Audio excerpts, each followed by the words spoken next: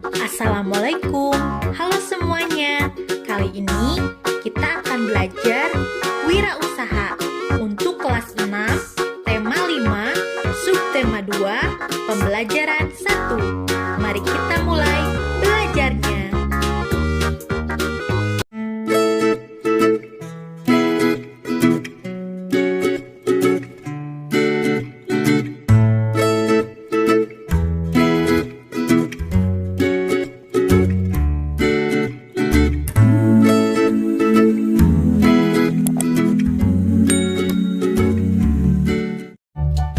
Yang pertama, kita akan belajar mengenai kegiatan wirausaha di lingkungan sekitar.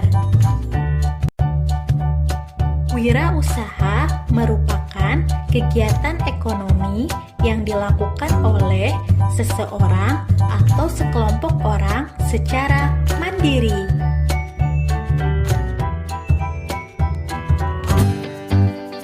Orang yang melakukan kegiatan wirausaha disebut pemilik usaha atau wirausahawan. Untuk dapat melakukan kegiatan wirausaha, seseorang yang memiliki usaha membutuhkan sumber daya atau peralatan. Sumber daya dan peralatan dari dalam negeri dapat dikirim ke luar negeri. Hal ini dapat dilakukan dalam kegiatan ekspor. Sedangkan sumber daya dan peralatan yang berasal dari luar negeri dapat diperoleh dengan kegiatan mengimpor. Komoditas ekspor dan impor di Indonesia. Ekspor adalah kegiatan mengirim atau menjual hasil produksi dalam negeri ke pasar luar negeri. Sedangkan impor adalah kegiatan mendatangkan atau membeli suatu barang dari luar negeri. Perhatikanlah gambar berikut ini. Menurutmu, manakah yang merupakan barang impor dari gambar berikut? Silakan tuliskan jawabanmu di kolom komentar ya.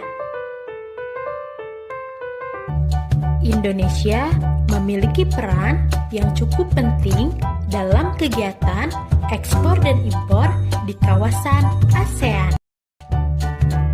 Selain itu, Indonesia juga memiliki sumber daya alam yang cukup melimpah.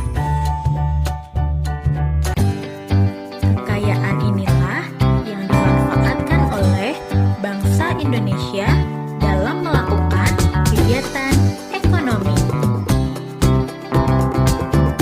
baik dari sektor pertanian, perkebunan, kehutanan, peternakan, perikanan, pertambangan, dan industri.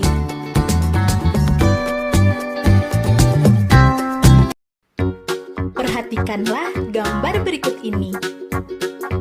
Apakah di sekitar tempat tinggalmu ada usaha yang menjual benda-benda berikut ini?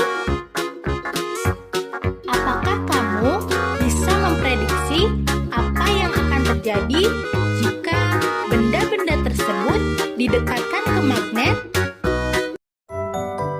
Tidak semua benda dapat ditarik dengan magnet. Dalam hal ini, benda dibedakan menjadi benda magnetis dan non-magnetis. Benda yang dapat ditarik dengan magnet disebut dengan benda magnetis. Hal ini dikarenakan benda-benda tersebut terbuat dari bahan-bahan yang mengandung unsur magnet atau logam yang dapat berinteraksi dengan magnet.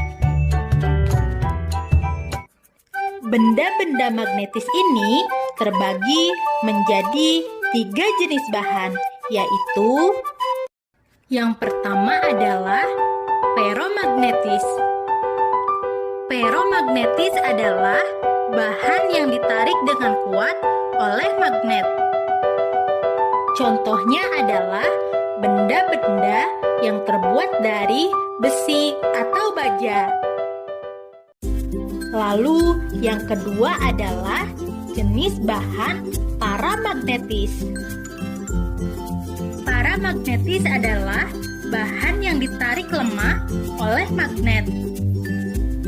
Contohnya adalah yang terbuat dari bahan aluminium atau bahan dari platina. Lalu jenis yang ketiga adalah jenis bahan dari diamagnetis. Diamagnetis adalah bahan yang sedikit menolak magnet. Contohnya adalah bahan-bahan yang terbuat dari seng atau bismut. Itu tadi adalah contoh benda magnetis. Selanjutnya, kita akan mempelajari tentang benda non-magnetis. Benda non-magnetis adalah benda yang tidak dapat ditarik dengan magnet. Hal ini dikarenakan benda-benda tersebut sebagian besar mengandung bahan-bahan yang tidak dapat ditarik dengan magnet. Contohnya adalah benda-benda yang terbuat dari kayu atau benda-benda yang berbahan plastik, atau juga benda-benda yang terbuat dari karet dan bahan-bahan lainnya. Nah, selanjutnya sebagai bahan latihan, perhatikanlah gambar berikut ini. Coba kelompokkan mana saja benda yang termasuk benda magnetis dan benda non-magnetis. Silakan tuliskan jawabanmu di kolom komentar ya. Tahukah kalian bahwa wirausaha yang sudah berkembang pesat biasanya membutuhkan karyawan yang lebih banyak? Wirausaha tersebut dapat menulis iklan atau selebaran tentang lowongan pekerjaan untuk mendapatkan karyawan sesuai kebutuhan.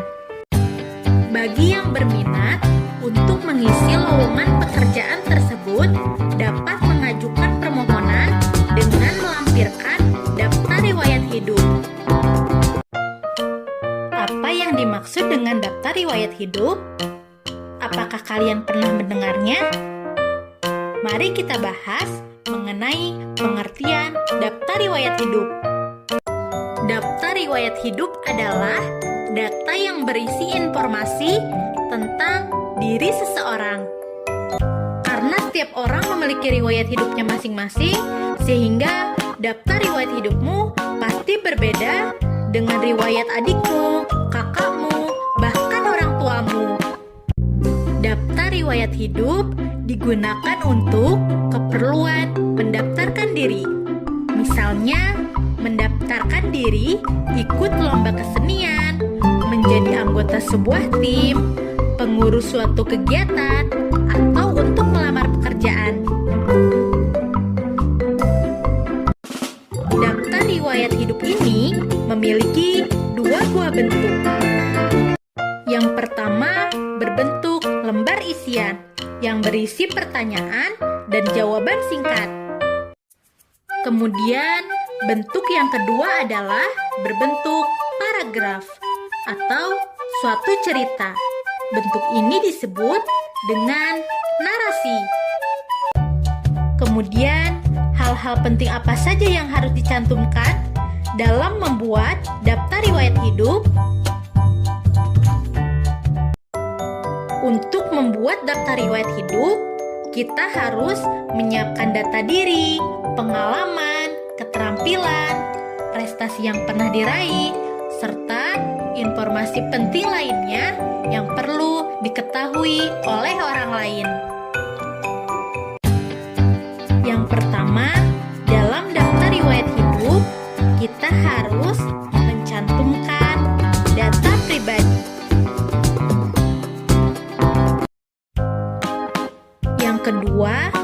Kalian juga bisa menuliskan bidang yang kalian minati. Yang ketiga, riwayat pendidikan. Tuliskan semua riwayat pendidikan yang pernah kalian tempuh. Yang keempat, ekstrakurikuler dan kursus. Jika kalian pernah mengikuti kegiatan ekstrakurikuler dan kegiatan kursus, kalian bisa menuliskannya dalam daftar riwayat hidup. Selanjutnya, yang harus dituliskan adalah kecakapan. Hal ini sangat penting, terutama ketika nanti kalian akan mencari pekerjaan. Tuliskan semua kecakapan atau keterampilan yang kalian miliki. Dan yang terakhir, kalian bisa menuliskan kesimpulan. Tahukah kamu bahwa informasi yang tercantum dalam daftar riwayat hidup dapat berbeda-beda? Hal ini tergantung kepada tujuan dan kebutuhan dari daftar riwayat hidup tersebut. Berikut ini beberapa contoh daftar riwayat hidup. Yang pertama adalah daftar riwayat hidup yang berbentuk narasi. Daftar riwayat hidup berbentuk narasi ini biasanya dipakai oleh para penulis buku. Yang kedua yaitu daftar riwayat hidup berbentuk formulir. Daftar riwayat hidup berbentuk formulir ini biasanya digunakan untuk keperluan melamar pekerjaan. Selain itu, kita juga dapat membuat daftar riwayat hidup dengan berbagai variasi kreatif, sehingga daftar riwayat hidup ini menjadi lebih menarik. Tetapi jangan lupa tetap cantumkan hal-hal penting yang harus ada dalam daftar riwayat hidup. Demikianlah pembelajaran kali ini. Semoga dapat dipahami ya. Dan jangan lupa